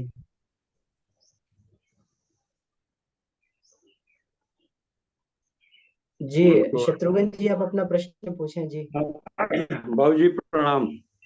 जी प्रणाम। भाजी, एक मैं जानना चाहते थे कि जैसे जो आत्मा होती है, मनुष्य मर जाता तो उसको गया में जो पितृ विसर्जन, पितृ पक्ष में वहां पर कहते हैं कि हम पितरों को बिठा दिए, अपने पितर को।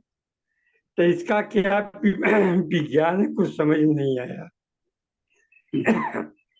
हाँ जी, धन्यवाद। इसके बारे में पूज्य गुरुदेव लिखते हैं कि वो गया श्राद्ध है, नाम पड़ गया कि जय गया श्राद्ध। गया श्राद्ध एक विशेषण बन गया। गया नाम का एक असुर था, राक्षस। असुर माने मैन, जो सामाजिक नियमों से परे रहता। तो गयासुर था, तो वो अपने माता पिता को प्रताड़ित करता था, और उसकी प्रताड़ना से ये समय से पहले मर गए।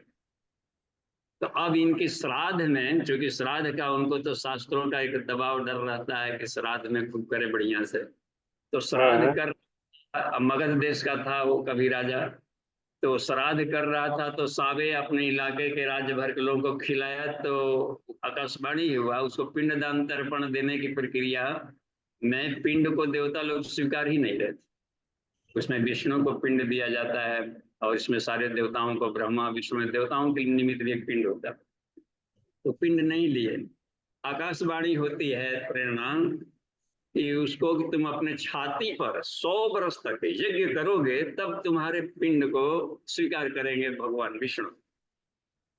देवता ही नहीं स्वीकार करेंगे तो अन्यों के लिए तो अब इसका अर्थ लोग समझाए। छाती पर यज्ञ करने का मतलब है तुम्हारे अपने माता पिता के प्रति तुम संवेदनशील नहीं था, उनकी सेवा शुश्रूषा में तुमने ध्यान नहीं दिया। तो राज्य भर में जितने भी वृद्ध हैं सबको अपना माता पिता मानो और उनकी सेवा करो तो 100 वर्ष तक।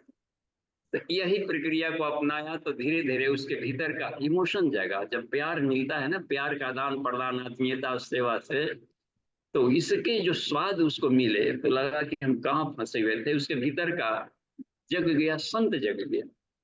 तो इस तरीके से जब बात बनी संसार के सारे माता पिता तुम्हारे माता पिता है और इस तरीके से उनकी सेवा कर बढ़ो, तो इस भाव से जब देने को हुआ तो पिंड सान ही रहा था, देने को तो भगवान विष्णु आ गए। तो विष्णु पद कहते हैं उस जगह को। तो वहां पर लोग सोचते हैं कि हम जाएं।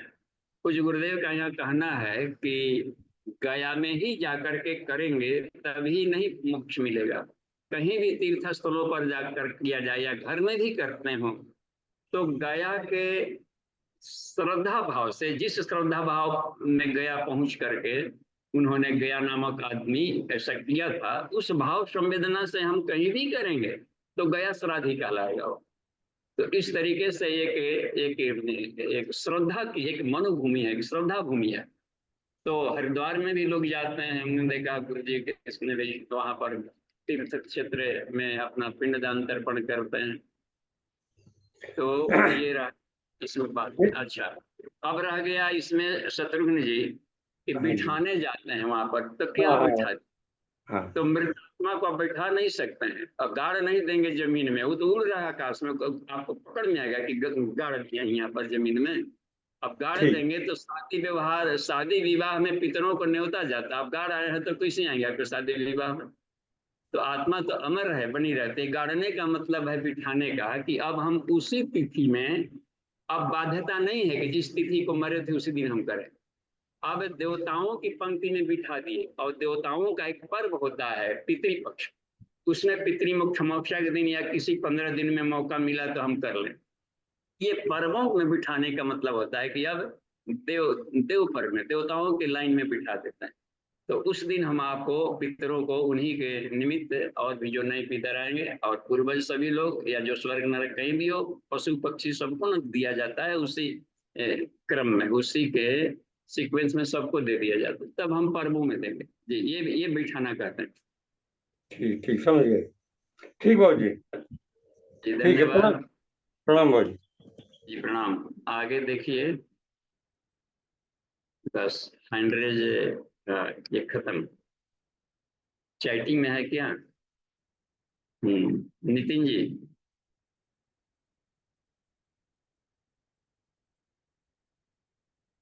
लिखा था नितिन जी जी। बाबू जी प्रणाम। जी बाबू जी प्रणाम।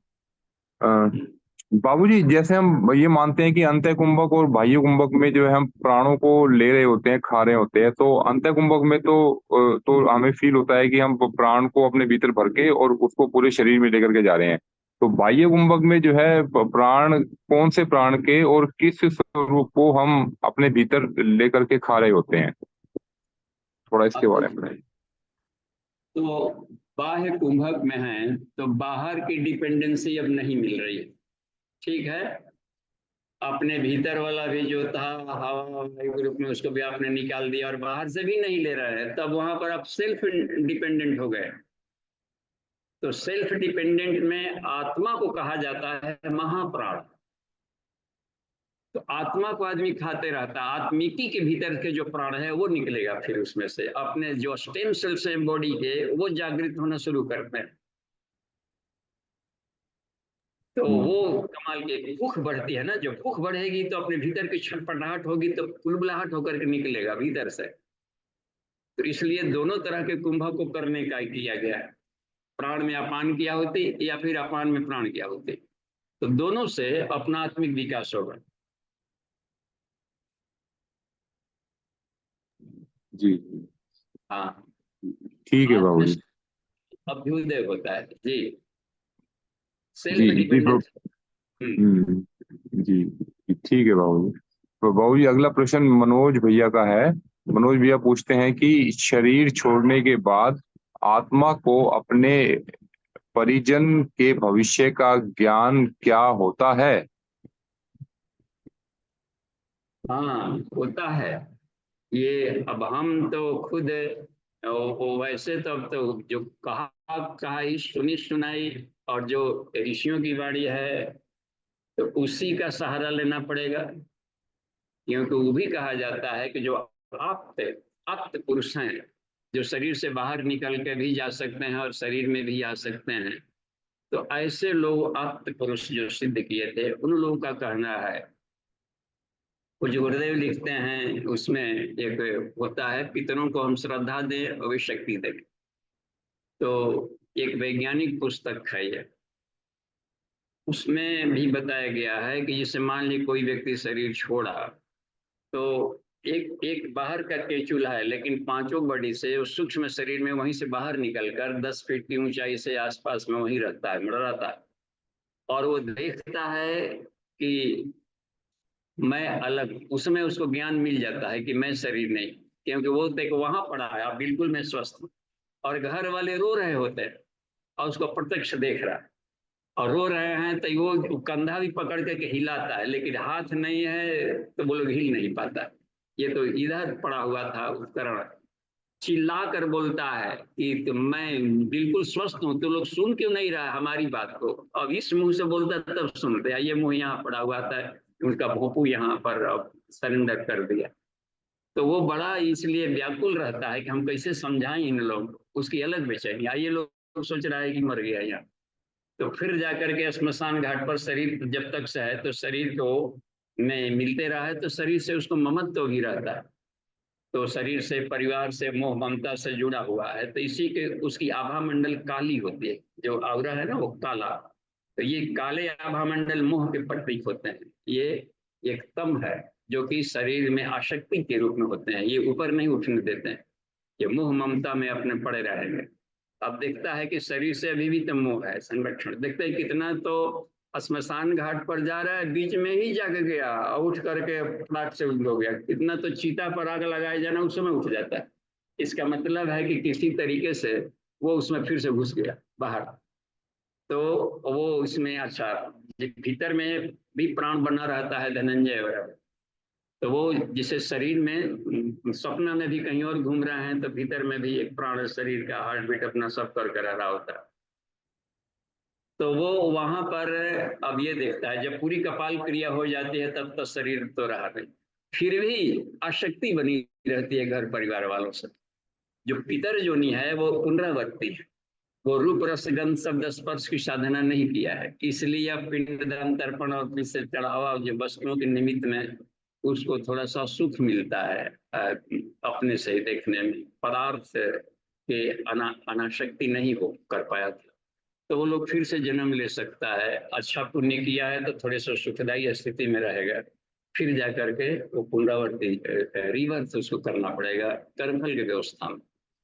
तो पितर हालत में वो देखता है, तो वो चाहता है कि जिस गलतियों से हम मरे हैं उस गलतियां हमारे पीढ़ी वाले अन्य लोग ना करें। इसलिए देव यज्ञ में बुराई छोड़ी जाती है, अच्छाई ग्रहण की जाती है। ब्रह्म यज्ञ में उसके निमित्त गायत्री महामंत्र का जब पहले हो सकता है कि जब साधना न किया, तो उसके निमित्त भी कर दिया जाता है कि ओहो अब हमारे बच्चे इस तरीके के निकलते। तो भगीरथ जैसे बच्चों को जब देखता है कि तप जप और थोड़ा सा अपने आप को जीवन को प्रक्षालित करने और जीवन को शुद्ध करने की दिशा में चल पड़ा है, तो बड़े खुश होते हैं। कितने पितर तर जाते हैं उसे, इस पुण्य प्रताप से जो निकलती है आध्यात्मिक ऊर्जा, इससे उनकी काली रंग की किरणें झड़ती है। इसलिए 9-10 दिन जो होता है 10 कर्म तक, तो उसमें गरुड़ पुराण का पाठ या कठोपनिषद का पाठ किया जाता है, या गीता का दूसरा अध्याय पढ़ने को कहा गया है, या फिर प्रज्ञोपनिषद के जो चौथा वो है मंडल है उसमें का 5वां अध्याय मरणोत्तर संस्कार प्रकरणम है, मरणोत्तर प्रकरणम। उसमें भी बताया गया है कि मरने के बाद अशरीरी योनियां कितने प्रकार की होती है। पितर जोनि है, मुक्त जोनि है, देव जोनि है, प्रजापति जोनि है, वो सब अशरीरी है। तो हम उस योनियों में जाएं, न कि एक भटकी हुई स्थिति में रहें। जी जी बाबू जी, अगला प्रश्न बाबू जी उमेश जी का है। उमेश भैया पूछते हैं कि एक दिन ऐसा आता है कि कुछ लोग किसी पात्र में मछली लेकर घूम घूम कर सबको मछली का दर्शन कराते हैं, इसके पीछे क्या रहस्य है? कृपया स्पष्ट करने की कृपा करें। हाँ, इधर एक होता है जीवित पुत्रिका व्रत, इधर जीवतिया। तो जीवतिया में मछली को कि मछली पालन करें या और रखें, एक तो ये हुआ करता है कि तालाबों को जलाशयों को शुद्ध रखने का दूसरा उपाय नहीं, ये मछलियां हैं शुद्ध रखती हैं, तो मछलियों को हम न मारें। वो जलाशयों, चूंकि हर जगह को नहीं बुरा करते, तड़ाग वगैरह से भी लोग पानी पीते थे, कोई राहगीर है चल रहा है, ऋषि मुनि तप करते थे तो उसी किनारे कुटिया आश्रम वगैरह भी रखते थे, सरोवर में स्नान करने जाना पीना। तो इन जलाशयों को जल को निर्मलीकरण के लिए व्यवस्था थी कि इनको हम लोग, ये देवता हैं, मत्स्य भगवान हैं, ये विष्णु का मत्स्य अवतार के संबंध है, तो इस तरीके से दिखाना। तो आप रक्षा करेंगे जीव जंतुओं का, तो प्रकृति आपके बच्चों की रक्षा करेगी, प्रकृति के सब घटक हैं। तो आप, अब यह है कि कितना को कितना तो मछली खाते भी हैं, और उसमें ये कह गया और पर्व के त्योहार उसमें से पकाना, अच्छा कितना है कि भूंज करके आधा जला के छोड़ रहे। तो ये, तो हमारा लड़का भी इस तरीके से कहीं पकड़ाए उकड़ाए तो आदमी छोड़ दे, पकड़ कर कितने लोग उसको छोड़ते भी हैं। तो किसी तरीके से कहीं अपराध वगैरह में कहीं गलत में पकड़ा गया तो उसको छोड़ दे, खाना वाना कुछ पिटाई वगैरह करके, तो जान से न मार डाले। तो अपने अपने ढंग की लोक मान्यताएं बन गई, लेकिन उद्देश्य था कि जल का निर्मलीकरण इस तरह के मत्स्यों से होता है, और ये बहुत ही पवित्र ईश्वर की सब कृति है। जी ये होता है बाबूजी, हाँ पूछिए, आवाज आ रही थी किनका? मैंने बाबूजी एक बार आपसे सुना था कि हिमालय क्षेत्र में जो पर्यटकों के द्वारा फैलाए गए वैचारिक प्रदूषण की आप सफाई कर रहे थे, तो बाबूजी इसकी प्रक्रिया क्या होती है? हाँ, अब देखिए आकाश में विचार तत्व है, तो विचार है तो विचार की एक फ्रीक्वेंसी होती है। जैसे रेडियो स्टेशन के हर जगह इतने किलो हर्ट्ज पर कोई छोड़े वहां पर तो वो आकर कहीं से पकड़ लेते हैं। लेकिन जो चित्ताकाश है, तो चित्ताकाश में हर जीव व्यक्ति लोगों के अपने विचार जाकर चित्ताकाश को ही पोल्यूटेड किए हुए। तो वहां पर कोई सैलानी के ढंग से गए पहले, तो वहां पर ये गए किस मनोभूमि से गए, कोई मनोकामना के स्वार्थ कामना से लेकर गया है, जबकि निष्काम क्षेत्र था वो, आत्म जागरण के क्षेत्र था वो, त्याग तपस्या भगवती मनौती वाला सब क्षेत्र नहीं था वो। तो आत्म साधना वाले क्षेत्रों में केवल मनोकामना से ग्रस्त लोग जाएं और या तफरीह करने जाएं या वहां पर रिसोर्ट खोल करके और वहां पर ये करें, तो वो सब में चीजों से अब जैसे जैसे शहरीकरण बढ़ रहा है, अब हट गया, फ्लाइट भी जाने लगे वहाँ। तो अब वहां पर जो लोग इससे फ्लाइट तो उतरने जाते हैं लेकिन हेलीकॉप्टर से जाते हैं, तो पक्षियां तो सब ऐसे ही खत्म हो गए, पक्षी शोरगुल आवाज से बिल्कुल आर्टिफिशियल हो गया है, नेचर नेचर सब बर्बाद हो गया। तो कम से कम ये रहा, तो कुछ है योगी लोग उधर जाएंगे तब करेंगे, तो बाकी लोग लाइन में लगे, लेकिन हम ध्यान करके पूरे आकाश तत्व में, यानी उसको चिता आकाश को सीधा आकाश में बदलने की प्रक्रिया है। तो इसको स्टेप अप ट्रांसफार्मर की तरह साधक को अपने आप को यूज करना चाहिए। ईश्वरीय चेतना से अपने आप को लिया, अपने आप को ईश्वरीय चेतना से जोड़ा और इससे ऊर्जा से पूरे इस आकाश तत्व को शुद्ध किया जाए। तो उसी फ्रीक्वेंसी पर चूंकि आप भी मेडिटेशन कर रहे हैं और विचार है, तो उस ऊर्जा को घटा बढ़ा नहीं सकते हैं, तो एक तो कर सकते हैं कि ऊर्जा का रूपांतरण कर दे सकते हैं, हर से पिस दिया और पिस करके उसको फिर शांति में डाल दिया। तो गायत्री महामंत्र यही काम करता है, जो आकाश तत्व में भूले हुए जो विचार है अनगढ़ है, ये मंत्र क्या करेगा कि उसको पीस डालेगा, पीस करके लिक्विड बना करके फिर उसको शांतिमय विचारों में बदल देगा, ऊर्जा का रूपांतरण करता है। बहुत कमाल का यह गायत्री महामंत्र अपने भीतर में भी करेगा और बाहर में भी एक साथ यदि मिल करके करें इनको आर्थर कोएस्लर को थे आशीष जी, उसमें एक ये आके करंजिया जब थे अपने कभी नवभारत टाइम्स के उसमें, तो वो किसी सांघिक कर निकला था, तो अपने अनुभव बताए थे, गए थे तो फॉरेन में कहीं, तो एक कम्युनिस्ट माइंडेड से मिले हुए थे, आर्थर कोएस्लर करके था कोई, तो बातचीत क्रम में वो रोने लगा और कहा कि मैं नहीं जिंदा रहना चाहता हूँ, क्यों कि आने वाला समय बड़ा खतरनाक है। मनुष्य के कुकृत्यों से आपसी युद्ध और प्राकृतिक प्रकोपों की दोहरी मार से एक बारगी तो ऐसे लगेगा कि सारी मानवीय नस्ल ही पीस करके रह जाएगा। तो युद्धों का भी, आपस का भी टकराव, प्लस ये भी, प्लस प्रकृति का भी, देख रहे कितना तेजी से अभी लग रहा है कि गर्मी में आदमी पिघल करके मर जाएगा तेजी से। तो कहा कि आपको पूरे विश्व को चिंतित होना चाहिए, केवल आप ही क्यों रो रहे ऐसे, आप तो कम्युनिस्ट माइंडेड हैं, ऐसा नहीं, मैं देख रहा हूँ कि यह स्थिति होने वाली। तो भारत को भी रोना चाहिए कि नहीं? भारत को नहीं रोना चाहिए। क्यों? क्योंकि भारत के पास एक साउंड बम है, वही बताया था, और वह है गायत्री महामंत्र। यदि अन्य लोग साथ न भी दे तो केवल सारे भारतीय भी मिल करके केवल 5 मिनट सूर्योदय के आसपास में, उन्होंने बताया कि उस समय यदि सूर्य के साथ इसका संबंध है, प्राण का ताल्लुक बनता है, उस समय यदि सारे भारतीय भी मिलकर के इस गायत्री महामंत्र का एक सामूहिक विस्फोट करे अंतरिक्ष में, तो 10 लाख न्यूक्लियर बम जितनी शक्ति आएगी और वह शांतिमय दिशा में मुड़ देगी इस परिस्थितियों को। तो ये समझिए कितना ये कमाल की बात उन्होंने कहा था कि यह सबसे शक्तिशाली बम है। तो इसका इसलिए यहाँ पर कम, और भी यहाँ पर वनस्पतियां हैं, नवग्रह के संविधाएं मिलती है, इको गार्डन में लोग लगाए जाते हैं ग्रह नक्षत्रों वाले पौधे, घर घर में पीपल पूजा हो रहा है, शमी पूजा हो रहा है, देखते हैं ये सब ग्रह नक्षत्रों को शांत करने वाले अर्क लगे रहते हैं। पलाश उधर देखिए, उधर झारखंड क्षेत्र में, पहाड़ी क्षेत्र में कितना सब भरा पड़ा अर्क का पलाश, तो ये सब इकोलॉजिकल बैलेंस करते हैं। कहीं बम भी पटक जाए तो तुलसी के पौधे उसका सोख लेंगे। तो भारत के क्षेत्र से ये विस्फोट हो सकता है कि इसको बचा ले, चाहे तो बचा सकता है। तो यही बात कही गई कि गायत्री महामंत्र ये आकाश तत्व को शुद्ध करने का सबसे बढ़िया, वैचारिक प्रदूषण को शुद्ध करने का, अपने भीतर, यूनिवर्स में भी। जी धन्यवाद।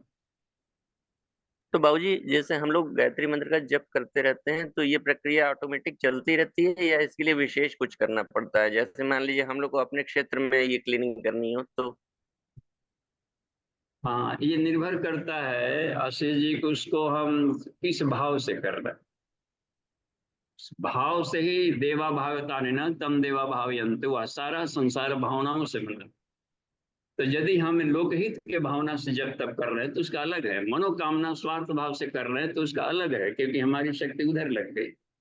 तो किस भाव से चलते फिरते उठते बैठते तो करना ही करना है।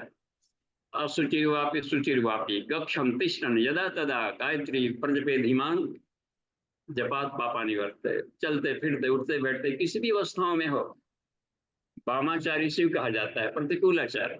नहाएंगे तभी करेंगे, एक बंधन है, वो शास्त्रों का बंधन था उस नीचे वाले क्लास में।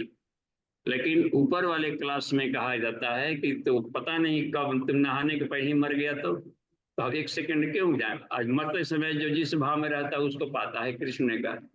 इसलिए कहा कि तस्मात् सर्वेषु कालेषु माम स्मरो, सभी अवस्थाओं में तो मेरा जप करो। और मंत्रों में मैं गायत्री मंत्र हूँ। तो अब कितना स्पष्ट खोल करके बात बता रहे हैं। या उतना नहीं आता है तो ओम स्मर अक्षर ब्रह्म, उसको भी कहा कि सुचिर्वाप या सुचिर्पापी यो यपित प्रणवम सदा सन्न लिपते पापे ना पद्म पत्र मामशा। ये भी तंत्र महाविज्ञान का कहना है कि जो उठते बैठते पवित्र हो या पवित्र हो, किसी भी अवस्था में ओम प्रणव का जप करता है, वह पाप में लिप्त नहीं होता, कमल की पत्तों की तरह। इसका मतलब है कि उस भाव में अपने को रमण भी कराना है। जी जी धन्यवाद बाबूजी, प्रणाम प्रणाम बाबूजी। धन्यवाद। जी और भी जी हैंड रेज? बाबूजी। जी अगला प्रश्न सृष्टि दीदी का है। जी दीदी। प्रणाम बाबूजी। जी प्रणाम। शुरू। बाबूजी, 50 के बाद हम मासिक धर्म खत्म होने लगता है, तो इससे पहले काफी समस्याएं आती है। तो अपने दिनचर्या को और खान पान में क्या शामिल करना चाहिए? हाँ नितिन जी, आपने समझा क्या इनका पूछना था? जी बाबूजी, दीदी पूछ रही है कि जब 50 साल की उम्र होती है तो मासिक धर्म जो है वो समाप्त होने लगता है, तो उससे शरीर में जो है काफी समस्याएं आ जाती हैं। तो उसके लिए जो है दैनिक जीवन में खान पान जो है वो किस प्रकार का होना चाहिए? हाँ, अब उसमें केवल उसी पीरियड तक होता है, जैसे कि 50-55 के बीच में यदि वो एक नॉर्मल ने रखा है अधिकांशता का, तो उस पीरियड में खान पान जैसे रखते हैं आप, जो सात्विक खान पान वाले हैं या अनुष्ठान में रहते हैं या जब तब आप करते रहते हो, मनोभूमि मेडिटेशन सबसे बढ़िया उपाय है। और प्रज्ञा जो आप करते रहे, मेडिटेशन करते रहे, तो शांत मनोभूमि में रहेंगे तो उछाल पड़ाल सब खत्म कर देता है। सोहम भाव सबसे बढ़िया होता है। तो आत्मा विज्ञान में कुछ की साधना करते रहेंगे तो कोई भी उठा पटक नहीं है।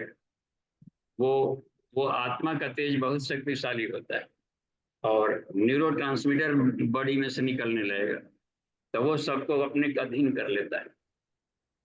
वो शक्तिशाली होता है, इस हार्मोनल इफेक्ट से भी अधिक शक्तिशाली होता है वो न्यूरोट्रांसमीटर्स। वो इस पर भी अपना कमांड कर लेता है।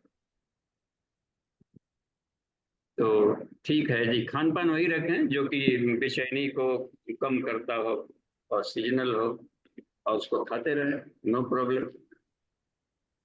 एक सहज प्रक्रिया है प्रकृति का, क्योंकि एक व्यवस्था चेंज हो रही है ना शरीर में, तो व्यवस्था चेंज हो रही है तो उसमें हार्मोनल्स थोड़ा सा उठा पटक होंगे,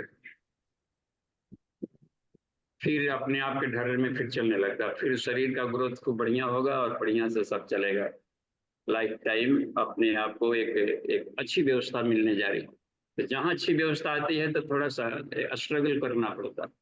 बच्चा जन्म लेने के पहले माँ को प्रसव वेदना से गुजरना पड़ता है, तो उस समय कष्ट है होता है, तो लेकिन फिर बाद में सुख के क्षण आ रहे हैं। तो हर जगह ये बात लागू होती है कि अच्छे क्षण आने के पहले में थोड़ी सी स्ट्रगल वाले पीरियड से गुजरना होता है। स्टूडेंट को पढ़ना है, पास करना है, तो थोड़ा स्ट्रगल करना पड़ता है, जाग करके पढ़ना, ये करना, उधर करना, इसकी तैयारी उसकी तैयारी, थोड़ा मेहनत अधिक कर देना पड़ता है। नेट प्रैक्टिस करते हैं खिलाड़ी लोग मोर्चे पर जाने के पहले, इधर भी देखते मिलिट्री भी युद्धाभ्यास करते हैं, तो थोड़ा स्ट्रगल करना पड़ जाता है, प्राकृतिक नियम है जी। धन्यवाद बाबू जी। प्रणाम। देखिए तो जयशंकर मिश्रा जी का हाँ। हैंड रेज है। हाँ, समय हो गया है। बाबूजी प्रणाम। जी प्रणाम। बाबूजी कल के क्लास में एक प्रसंग आया था बाबूजी, मोक्ष भी जो है, मोक्ष की चाहत भी आपको बंधन में डालती है बाबूजी। और आज भी उस तरह से आया कि बाबूजी अहंकार जब ईश्वर के साथ आप जुड़ जाता है तो वो जो है आपको मुक्ति का मार्ग दिखाता है। बाबूजी इसको थोड़ा सा स्पष्ट कर दें। हाँ, तो मोक्ष की कामना क्या करना? आत्मा, हम आत्मा है और आत्मा बंधन में नहीं रहते, हम ही न मान लिए हैं कि बंधन में है। तो जब बंधन में है ही नहीं, ऑलरेडी हम तो, हमारा स्वभाव ही मोक्ष है, अब फिर मोक्ष की कामना क्या करें? अब रह गया कि अब यह है कि हमारी ड्यूटी है कि अपने आप को जानना करना, तो इस भाव से हम अपनी साधना करें। हम आए हुए हैं अपने आप के आत्मस्थिति में रमण करने के लिए। जब आत्मविस्मृति, हमको तो कभी कभी अल्जाइमर्स वाले पेशेंट अच्छे लगते, संसार को भूल गया तो कम से कम कुछ तो याद कर रहा होगा, आत्मा में रमण कर रहा है। हम लोग उसी को पागल कह देते हैं, खराब। तो वो पग गया है, ईश्वर में रमण कर रहा है। तो शरीर भाव को भूलना था, इसमें ध्यान से भूलिए तो, अब बेचारा आपने नेचुरली भूल गया, तो बढ़िया है एक तरीके से। तो यह है भूलने की, किसी भी अवस्था में हम आत्मा हर हाल में मस्त रहती है और आत्मा में ईश्वर अपना बैठा हुआ है। तो मोक्ष एक सहज प्रक्रिया से मिल जाता है और कोई बंधन में यहाँ पर नहीं है। हम मान लेते हैं कि बंधन में है तो बंधन में, हम मान लेते हैं कि दुखी है तो दुखी है, मान लेंगे कि हम दुखी नहीं है, सुखी हैं, बल्ले बल्ले सब हमारे भाई। देखिए तो कोई बड़ा मैत्री करुणा मुदिता, हम तो ईर्षा द्वेष और चुगली निंदा के चलते परेशान है ना। ये अपने दुख को तो हम लोग खरीदे हैं, संसार में कहीं दुख नहीं। तो यही कहा गया है कि किसी भी कामना से हम ग्रसित होकर के न करें, क्या कि ईश्वर सब जगह है, क्या कामना कर रहे, भीतर में सब कुछ भरा पूरा, तो उसको प्रक्षालित करते रहे, ये तो अपनी ड्यूटी है। अपने आप को जानना, अपनों को। तो यह रह गई बात में। अच्छा, अहंकार जो कि जहाँ तक बात है इसमें, तो अपने आप को आत्मभाव में रखने को भी एक अहंकार है। मैं शरीर नहीं हूँ, शरीर मेरा वाहन है, मन मेरा सेवक है। देखते हैं ना इसमें, आत्मनि आत्मानम रथिनम विधि शरीरम रथमेव, तो कठोपनिषद में भी बताया है। तो ये भी एक मान्यता बनाकर चलनी है। तो ये मान्यता मोक्षदायी है। मैं माता पिता के आपात मस्तक से पैदा किया गया हूँ, तत्व हूँ, और मैं अमुक कुल गोत्र जाति वर्ण आश्रम रूपाणी हूँ, ये मान्यता हमें कष्टदायी है और ये बंधन में डालेगी, हमको मार डालेगी। क्योंकि हम सब यहाँ पर कुल गोत्र जाति में लड़ रहे हैं और सब एक ही ऋषि के औलाद है, कह देते हैं हम सब ईश्वर के पुत्र हैं। तो अब इसमें कुल गोत्री आपका अलग, इसका अलग कैसे हो गया? ये लग रहा है ना कि बाद में सब दिमाग भी ये सब खुराफात किया गया होगा किसी न किसी कारण से। तो ये रह गई बात में। तो हाँ जी, ठीक है, धन्यवाद। कुल गोत्र जाति वर्ण रूपाणी खड़ भ्रमा, और आत्मा इन सारे भ्रमों से परे है। तो उन मान्यताओं में जीने को, उसको भी अहंकार कहा जाता है। तो वो अहंकार बंधनकारी है, और बाकी अहंकार ऊपर वाला मोक्षदायी है। सारा संसार शून्य, बस ये है, सारे संसार की मैं आत्मा हूँ, ये भी मान्यता है, भी अहंकार सुख दुख से परे लगेगा, सुख दुख एक समान में ले आ जाएगा। ठीक है, धन्यवाद। शांति पाठ कर लिया जाए। ओम शांति शांति शांति। समाप्ति। प्रणाम।